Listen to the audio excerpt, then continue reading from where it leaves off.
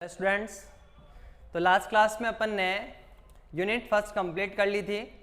अब अपन unit first का part second start करेंगे। पार्ट फर्स्ट कंप्लीट कर लिया था, तो यूनिट फर्स्ट पार्ट सेकंड जिसका नाम क्या है, टेंसर मतलब प्रदिश। इसको अच्छे से पढ़ना, काफ़ी इंपॉर्टेंट पार्ट है ये। तो टॉपिक डालेंगे प्रदिश। देखो प्रदिश या टेंसर होता क्या है, किसी भी भौतिक राशि अदिश राशि हो सकती है, सदिश राशि हो सकती है। किसी भी भौतिक राशि का व्यापक रूप अथवा व्यापकीकरण मतलब जनरलाइजेशन फॉर्म क्या कहलाता है, प्रदिश कहलाता है। क्या कहा मैंने, किसी भी भौतिक राशि का व्यापक रूप अथवा व्यापकीकरण मतलब जनरलाइजेशन फॉर्म प्रदिश कहलाता है। इसको अपन एक एग्जांपल से समझते हैं। यदि b वेक्टर बराबर a c वेक्टर, कोई एग्जांपल है ये। यदि a क्या है, अदिश राशि है, तो b वेक्टर और c वेक्टर की दिशाएं समान होगी, परंतु b वेक्टर और c वेक्टर की दिशाएं समान नहीं होने पर a क्या कहलाता है, प्रदिश कहलाता है। और एग्जांपल लेते हैं अपन, d वेक्टर बराबर एप्सिलॉन e वेक्टर, विस्थापन सदिश जानते हो आप ये। तो यहां पर d वेक्टर और e वेक्टर की दिशाएं समान नहीं होने पर एप्सिलॉन क्या कहलाता है, प्रदिश कहलाता है। और एग्जांपल देखें आप, b वेक्टर बराबर म्यू h वेक्टर, तो b वेक्टर और h वेक्टर की दिशाएं समान नहीं होने पर म्यू क्या कहलाता है, प्रदिश कहलाता है। तो मैंने क्या कहा प्रदिश के बारे में, किसी भी भौतिक राशि का व्यापक रूप अथवा व्यापकीकरण क्या कहलाता है, प्रदिश कहलाता है। एग्जाम्पल है b वेक्टर बराबर a c वेक्टर। यदि a अदिश राशि है तो b वेक्टर और c वेक्टर की दिशाएं समान होती है, परंतु b वेक्टर और c वेक्टर की दिशाएं समान नहीं हो तो a क्या कहलाता है, प्रदिश कहलाता है, टेंसर कहलाता है। इसी प्रकार एग्जाम्पल है d वेक्टर बराबर एप्सिलॉन e वेक्टर, तो d वेक्टर और e वेक्टर की दिशाएं समान नहीं होने पर एप्सिलॉन प्रदिश कहलाएगा। इसी तरह से b वेक्टर बराबर म्यू h वेक्टर, तो b वेक्टर और h वेक्टर की दिशाएं समान नहीं होने पर म्यू प्रदिश कहलाता है। लिखेंगे ये बातें। टॉपिक डालो प्रदिश, इसमें लिखना किसी भी भौतिक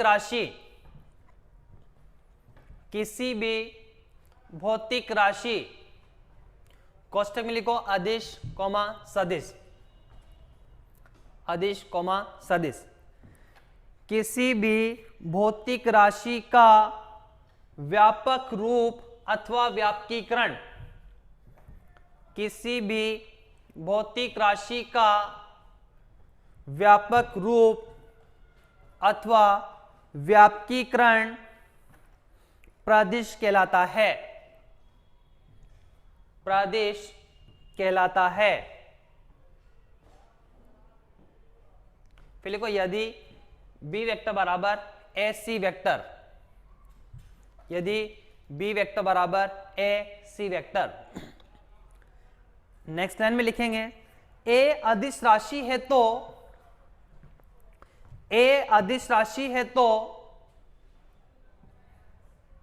b वेक्टर व c वेक्टर की दिशाएं, a अदिश राशि है तो b वेक्टर व c वेक्टर की दिशाएं समान होती है, b वेक्टर व c वेक्टर की दिशाएं समान होती है, परंतु b वेक्टर व c वेक्टर की दिशाएं, परंतु b वेक्टर व c वेक्टर की दिशाएं समान नहीं हो तो b वेक्टर व c वेक्टर की दिशाएं समान नहीं हो तो a प्रदिश कहलाता है, a प्रदिश कहलाता है। फिर लिखेंगे एग्जाम्पल, d वेक्टर बराबर एप्सिलॉन e वेक्टर, ये एग्जाम्पल लिखें, d वेक्टर बराबर एप्सिलॉन e वेक्टर। इसमें लिखना डी वेक्टर व ई वेक्टर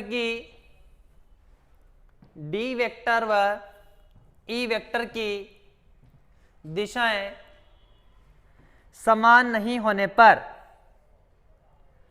डी वेक्टर व ई वेक्टर की दिशाएं समान नहीं होने पर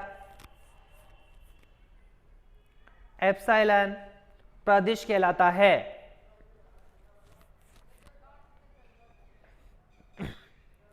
नेक्स्ट एग्जांपल लिखें, बी वेक्टर बराबर mu H vector, B vector बराबर म्यू एच वेक्टर। इसमें लिखेंगे बी वेक्टर व एच वेक्टर की दिशाएं समान नहीं होने पर, बी वेक्टर व एच वेक्टर की दिशाएं समान नहीं होने पर म्यू प्रदिश कहलाता है। ठीक है, तो ये तो प्रदिश की बात हो गई। अब इसके बाद टॉपिक डालेंगे प्रदिश में उपयोगी संकेताक्षर, और पहला है क्रोनेकर डेल्टाफ्लन। देखो, क्रोनेकर डेल्टाफ्लन को निम्न प्रकार परिभाषित करते हैं।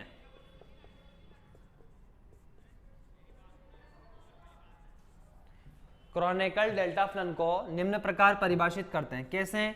डेल आई जे बराबर 1, कब? जब क्या हो? आई बराबर जे। इसी तरह से डेल आई जे बराबर कितना? 0, कब? जब आई नॉट इक्वल टू क्या हो? जे हो। ध्यान देना बच्चों, ये जो आई है, जो नीचे है, ये इस आई को बोलते हैं, इधर लिख रहा हूं मैं, ये जो आई है इसको बोलते हैं सबस्क्रिप्ट। इसको हिंदी में बोलते हैं पादांक। जो नीचे है पैरों में उसको क्या बोलते हैं? पादांक। और ये जो जे है, ये जो जे है इसको बोलते हैं सुपर स्क्रिप्ट। तुम्हारी तरह सुपर है ये, इसको बोलते हैं मूर्धांक। ठीक है, जो ऊपर है, सुपर है मतलब जे। अब एक चीज का ध्यान रखना, ये डेल आई जे ऐसे भी लिखा हुआ मिल सकता है, तो यहां पर जो नीचे है वो जे, वो सब स्क्रिप्ट ही होगा और ऊपर वाला सुपर स्क्रिप्ट ही होगा। यूं मत सोचना सर आपने आई को तो सब स्क्रिप्ट लिखाया था, जे को सुपर स्क्रिप्ट लिखाया था। हाँ, यहां पर लिखाया जरूर, क्योंकि यहां पर आई नीचे है, जे ऊपर है, तो जो नीचे है वो सब स्क्रिप्ट कहलाता है और जो ऊपर है वो सुपर स्क्रिप्ट कहलाता है। तो यहां पर अगर मैं बात करूं तो यहां जो जे है वो क्या है? सब स्क्रिप्ट है, और आई क्या है? सुपर स्क्रिप्ट है। तो इसको ऐसे भी प्रदर्शित कर सकते हैं। तो लिखें इसको, क्रोनेकर डेल्टाफ्लन को निम्न प्रकार परिभाषित करते हैं। ये लिख लो,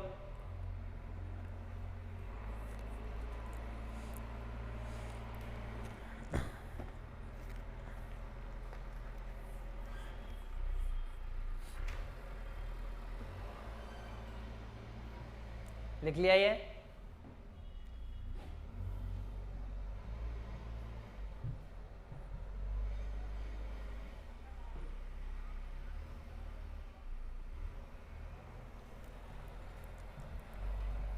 इसके बाद देखना इसी में आगे एक और चीज है, पहले वाले पॉइंट में,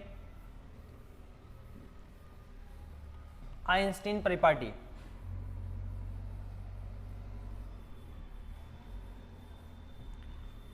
तो इसके बाद टॉपिक डालें आइंस्टीन परिपाटी।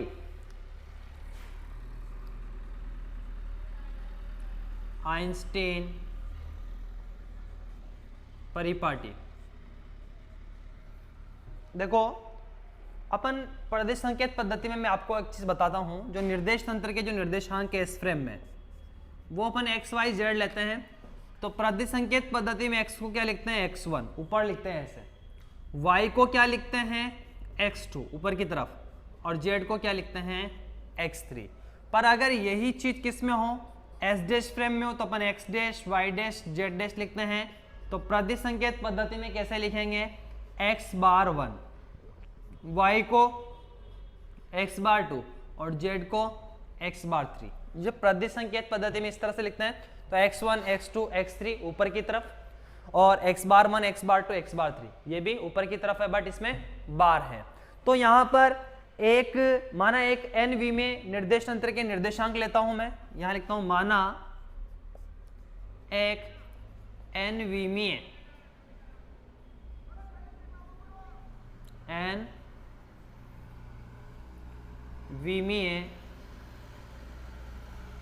माना एक NV में निर्देश तंत्र के निर्देशांक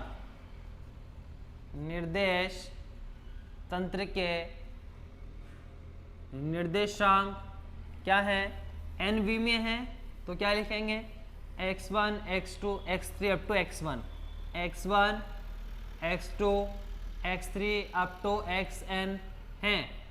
तब रेखीय संयोजन से मैं लिखता हूं b बराबर a1 x1 plus a2 x2 plus a3 x3 up to an xn।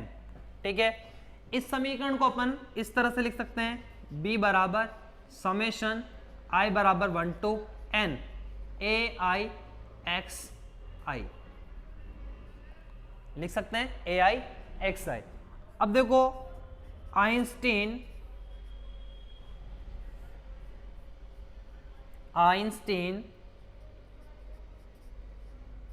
परिपाटी के अनुसार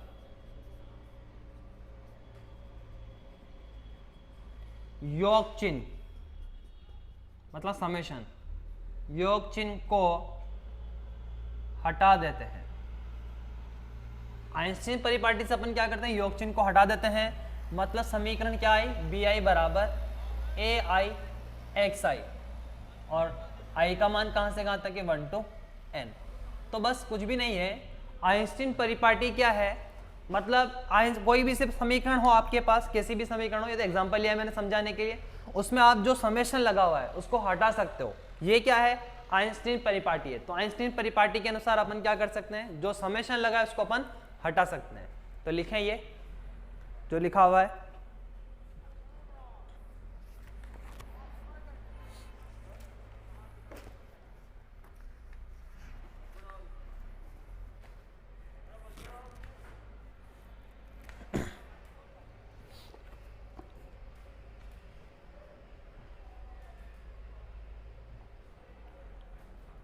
हो गया यहां तक। इसके बाद देखो क्रोनिकल डेल्टा फिल्म के गुण।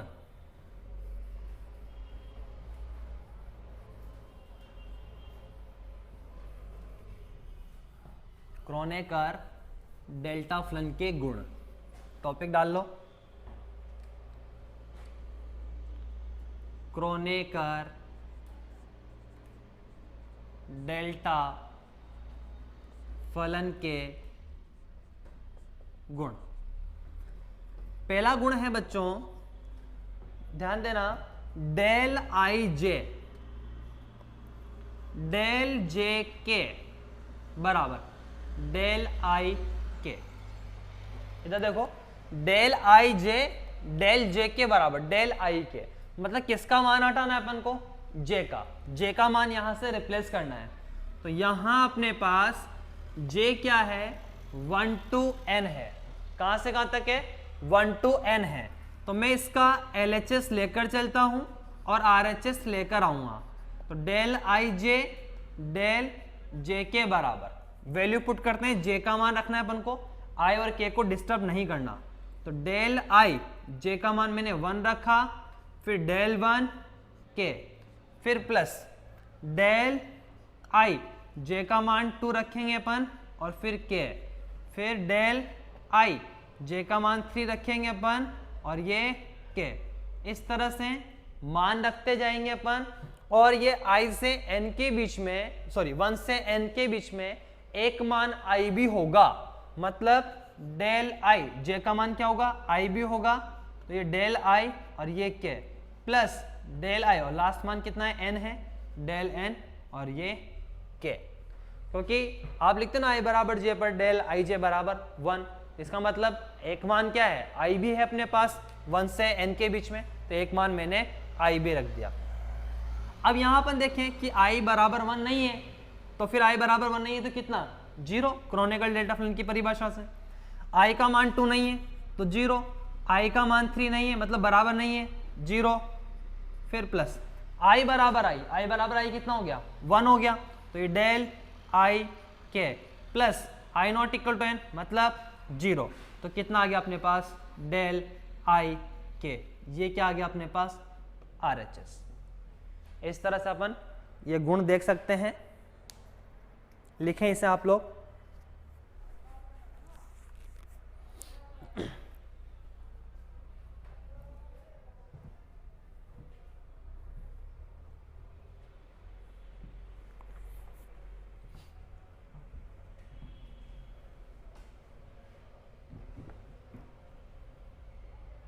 ठीक है, अब दूसरा देखें।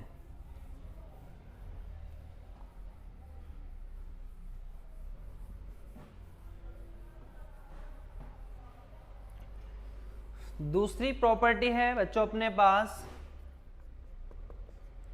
Del i J A J, del i जे ए जे बराबर कितना है, ए आई। तो यहाँ मान किसका हटाना है अपन को, जे का हटाना है, इसका मतलब यहाँ अपने पास जे बराबर क्या है, 1 to n है, कितना है, 1 to n है।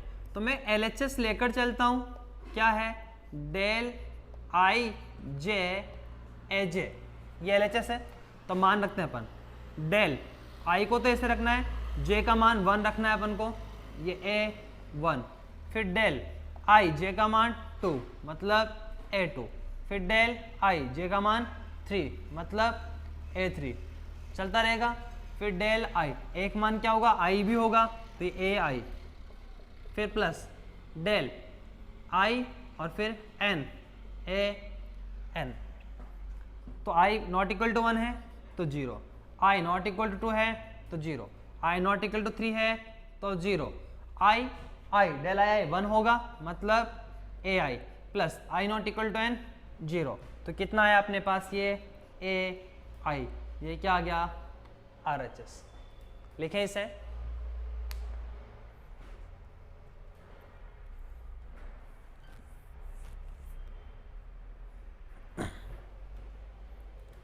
हो गया। इसके बाद तीसरी प्रॉपर्टी देखें,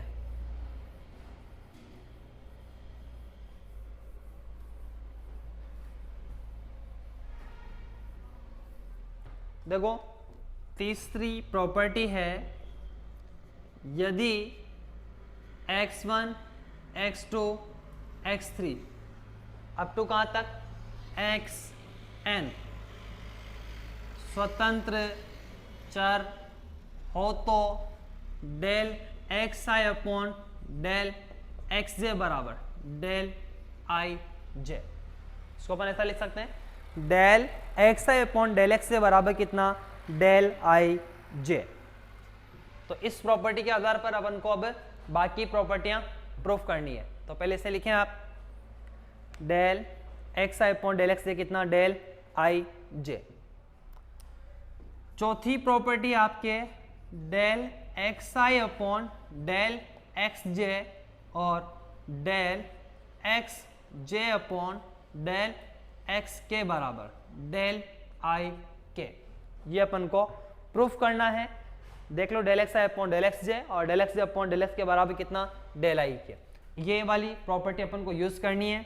तो मैं इसका LHS लेकर चलता हूँ, तो del x i upon del x j और del x j upon del x के बराबर। देखो सबसे पहले अपन देखो किसको रिप्लेस करना है, अपन को जे को रिप्लेस करना है। तो यहाँ लिखें आप यहाँ j बराबर क्या है 1 to n है। वैल्यू पुट करेंगे तो del x i upon del x1 और del x1 upon del x k, फिर प्लस j का मान कितना रखें 2, तो del x i upon del x2 del x2 upon del x k, फिर 3, तो del x i upon del x3 del x3 upon del x k.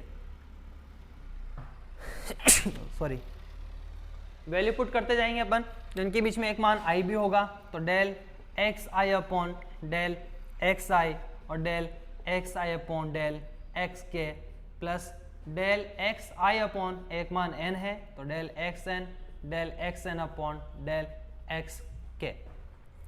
अब यहाँ से देखिए आप, ये del x i upon del x one, ये कितना होगा डेल आई वन, इस तरह का, मतलब मैं यहाँ लिख के बता रहा हूँ डेल आई वन, तो आई नॉट इक्वल टू 1 है तो कितना होगा ये 0, तो इसको तो आप हटा दो, ये 0 plus i not equal to 2 0, i not equal to 3 0, फिर plus del x i upon del x i, del i i हुआ और डेल आई आई कितना होता है 1, और del x i upon del x के को क्या लिखोगे आप डेल आई के, plus del x i upon del x N को डेल आई एन मतलब 0, i not equal to N है तो अपने पास क्या आ गया डेल आई के RHS।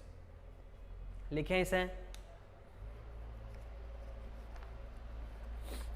बहुत आसान है।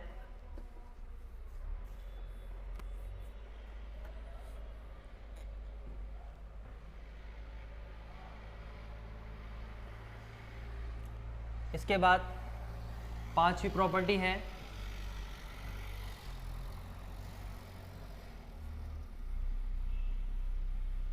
चार प्रॉपर्टी हो गई।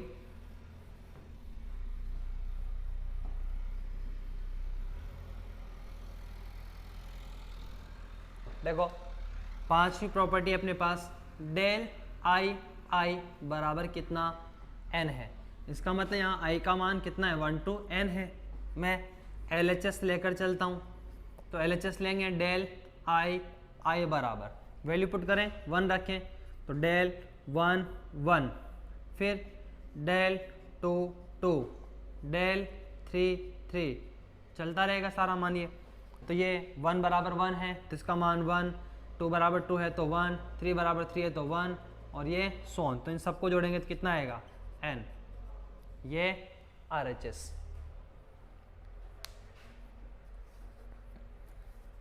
लिखें,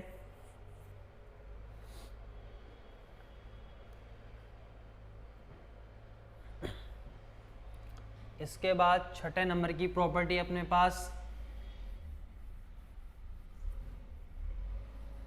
देखो छठे नंबर की प्रॉपर्टी क्या है 6 की, डेल आई जे बराबर कितना n है, ये अपन को प्रूफ करना है। तो यहाँ आई जे कितना है 1 to n है, LHS अपन लेकर चलते हैं तो डेल आई जे बराबर, वैल्यू पुट करें तो del 1 1 del 1 1, del 2 2 del 2 2, del 3 3 del 3 3, चलता रहेगा। तो ये 1 ये भी 1, मतलब 1 + 1 सोन, तो कितना आ गया n RHS। लिखें इसे,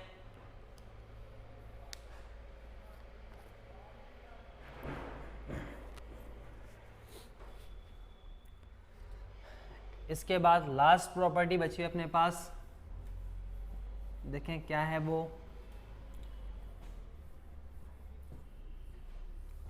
प्रॉपर्टी है अपने पास 7 नंबर की, dS² बराबर dx1 का स्क्वायर प्लस dx2 का स्क्वायर प्लस dx3 का स्क्वायर। ये प्रॉपर्टी है अपन को सिद्ध करनी है। तो इसको प्रूफ करने के लिए देखो बच्चों मैं क्या लिखता हूँ, dS² बराबर del i j dxi dxj। ऐसा इसलिए लिख रहा हूँ मैं क्योंकि आप लोग देखो i बराबर j पर इसका मान कितना होता है 1 होता है, तो तो मैं जब i बराबर j करूंगा तो ये dx1 का स्क्वायर बन जाएगा या dx2 का स्क्वायर बन जाएगा या dx3 का स्क्वायर बन जाएगा, इसलिए मैंने ऐसा लिखा है। अब मैं क्या करता हूँ इस समीकरण में, एक बार तो मैं i का मान 1 फिक्स करता हूँ और j का मान 1 2 3 चेंज करता हूँ, तो क्या आएगा अपने पास ds स्क्वायर बराबर, देखो यहाँ से डेल i का मान 1 फिक्स कर रहा हूँ और j का मान बदल रहा हूँ 1 2 3, तो dx1 और dx1 क्योंकि i का मान 1 रखा और j का मान 1 2 3 बदल रहा हूँ, डेल i का मान 1 j का मान 2, डेल x i का मान 1 j का मान 2, फिर प्लस डेल i का मान 1 j का मान 3, dx1 dx3। यहाँ लिख देता हूँ मैं, क्या किया मैंने, i का मान 1 फिक्स किया और j का मान 1 2 3 चेंज किया 1 2 3। अब नेक्स्ट स्टेप में मैं क्या कर रहा हूँ, i का मान 2 फिक्स कर रहा हूँ और j का मान 1 2 3 में चेंज कर रहा हूँ, तो करते हैं अपन यहाँ पर, फिर प्लस डेल i का मान मैंने 2 फिक्स किया, j का मान अपन 1 रख रहे हैं, तो ये dx2 dx1 plus del i का मान मैंने 2 फिक्स किया, j का मान 2 रखा, तो dx2 dx2, फिर प्लस डेल i का मान मैंने 2 फिक्स किया, j का मान कितना 3, dx2 dx3, ठीक है। फिर अब क्या करता हूँ मैं, i का मान 3 j का मान 1 2 3 में चेंज करता हूँ, तो क्या होगा प्लस डेल i का मान मैंने 3 फिक्स किया और ये j का मान 1 रखा, dx3 dx1, del 3 2 dx3 dx2 plus del 3 3 dx3 dx3। अब बच्चों आप लोग देखेंगे यहाँ i बराबर i, इसका मान कितना होगा 1, तो यहाँ से कितना गया dx1 का स्क्वायर, फिर यहाँ से i नॉट इक्वल टू 2 ये 0 हो गया, i नॉट इक्वल टू 3 ये 0 हो गया, 2 नॉट इक्वल टू 1 0, 2 2 बराबर है तो dx2 का स्क्वायर हो गया, ये 0 हो गया, ये 0 हो गया, ये 0 हो गया, डेल 3 3 1 हो गया, तो dx3 का स्क्वायर आ गया। मतलब तीन ही जगह मान मिल रहे हैं, एक तो ये मान मिल रहा है, एक ये मान मिल रहा है और एक ये मान मिल रहा है, बाकी सब क्या मिल रहे हैं 0। तो ds स्क्वायर बराबर यहाँ से कितना आया dx1 का स्क्वायर प्लस dx2 का स्क्वायर प्लस dx3 का स्क्वायर HP, ये अपन को सिद्ध करना था, ठीक है। लिखे इसे, आज के लिए इतना ही, बाकी अपन नेक्स्ट क्लास में पढ़ेंगे। Okay, good bye.